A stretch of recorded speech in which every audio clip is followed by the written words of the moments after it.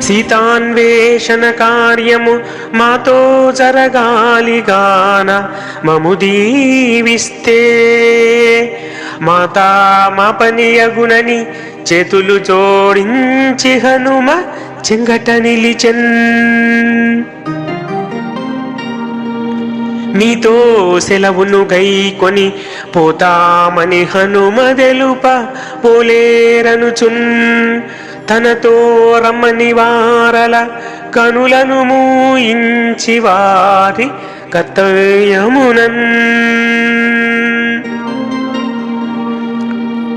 బిలము దాటించి వారల ప్రీతితోడ వానరులను స్వయం ప్రభ బయట వేసే.